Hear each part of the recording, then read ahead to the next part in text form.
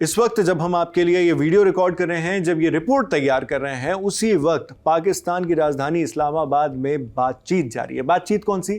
Peace talks, यानी US और Iran के बीच वो बातचीत जो उनके बीच जंग को रुकवाने के लिए की जा रही है, ऐसा इसका मकसद है। लेकिन उसी वक्त इजराइल ने लेबनान में एयर स्ट्राइक्स कर दिए, हवाई हमले। सदर्न लेबनान में हुए इन इजरायली हमलों में कम से कम 10 लोगों की मौत की खबर है। नबातिये जिले के 3 अलग अलग शहरों पर इजराइल ने ये हमले किए हैं।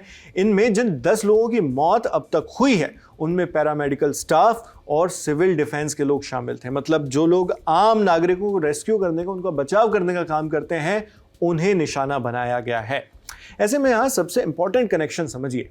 ईरान की एक मेजर कंडीशन है, बड़ी जरूरी शर्त, वो ये है कि सीज फायर में लेबनान को भी शामिल किया जाए, यानी इजराइल तुरंत लेबनान पर अपने हमले रोक दे, क्योंकि लेबनान ईरान का एक एक्टिव पार्टनर है और ईरान ने हमेशा से शांति के लिए सिर्फ अमेरिका और ईरान ही नहीं, बल्कि दोनों देशों के सहयोगी देशों के लिए भी शांति और हमले रोकने की मांग की है, जिसमें लेबनान भी शामिल हो जाता है कि लेबनान पर हमले न किया जाए और इजराइल जो हमले कर रहा है उस पर भी रोक लगे, यानी सिर्फ ईरान और यूएस की तरफ से ऑफेंसिव डिफेंसिव स्ट्राइक्स न रुकें, यहीं तक उसको सीमित नहीं करना चाहता। ईरान चाहता है कि इसमें इजराइल भी शामिल हो और लेबनान भी शामिल हो, वहां पर भी शांति कायम हो। लेकिन इजराइल ने साफ कह दिया है कि वो इस तरह लेबनान पर हमले नहीं रोकने वाला। यही वजह है कि उसने इस बातचीत के दौरान, इस पीस टॉक के दौरान फिर से लेबनान पर हमला कर दिया।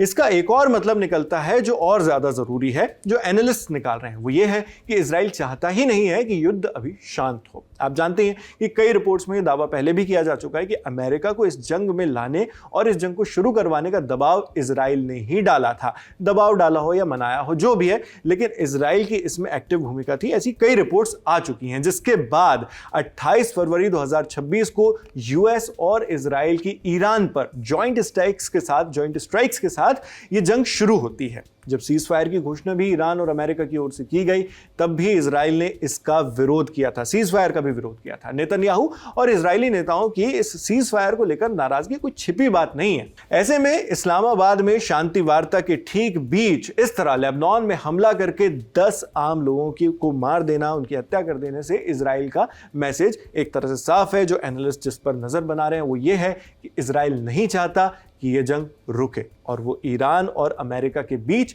बात नहीं बनने देना चाहता। यही वजह कि लेबनान, जिस पे हमला रोकने के लिए बिल्कुल अड़ा हुआ है ईरान की, हमारी सबसे जरूरी शर्तों में से एक है कि लेबनान पर हमला ना हो।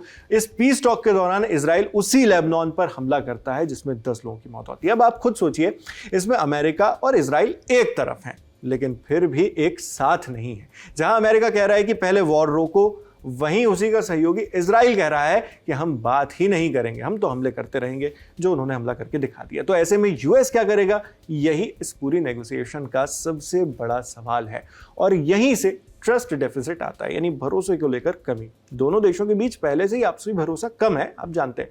हालात तब और खराब हो गए जब यूएस प्रेसिडेंट डोनाल्ड ट्रंप ने कह दिया कि अगर बातचीत फेल हुई तो मिलिट्री ऑप्शन फिर से इस्तेमाल किए जाएंगे, यानी एक तरह से धमकी, चेतावनी दे दी गई है कि भाई बातचीत फाइनल कर लो, नहीं करोगे तो फिर से हमले किए जाएंगे, मिसाइलें दागी जाएंगी।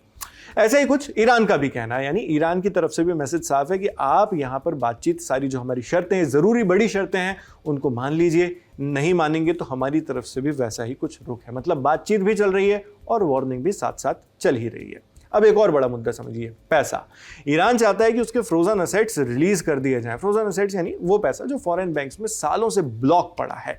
ये रकम अरबों डॉलर में है, जो 1979 से अलग अलग देशों में अटके हुए हैं। ईरान का पैसा है। खबर आई थी कि यूएस इन असेट्स को रिलीज करने के लिए तैयार है, लेकिन व्हाइट हाउस के एक अधिकारी ने तुरंत इन रिपोर्ट से इनकार कर दिया। इसी के चलते नेगोशिएशन और कॉम्प्लिकेटेड होती जा रही है। इसलिए इसमें थोड़ा पाकिस्तान की स्ट्रेटेजी को भी समझना जरूरी है, जो चाहता है कि इस्लामाबाद टॉक्स का जो नाम वो इसे दे रहा है, उसे एक तरह से ऑफिशियल लेजिटिमेसी मिल जाए, दुनिया भर के लोग इसको मान जाएं, देश मान जाएं कि हाँ ये इस्लामाबाद टॉक्स, और पाकिस्तान एक तरह से इसके ज़रिए अपने आप को स्थापित करना चाहता है कि ये जो मकसद था उसका मीडिएशन का, वो बिल्कुल सफल होने वाला है और अमेरिका और ईरान को रोकने वाला, इस जंग को रोकने वाला खुद पाकिस्तान ही है। क्या ऐसा हो पाता है या नहीं हो पाता है, ये तो सोचने वाली बात है, आगे साफ हो ही जाएगा जैसे जैसे खबरें इस पर आती रहेंगी, और इन खबरों पर हमारी नज़र भी लगातार बनी हुई है। जो भी बड़े अपडेट्स आएंगे वो हम आप तक इसी तरह पहुंचाते रहेंगे। मैं हूं शेख नावेद, देखते रहिए लंदन टॉप।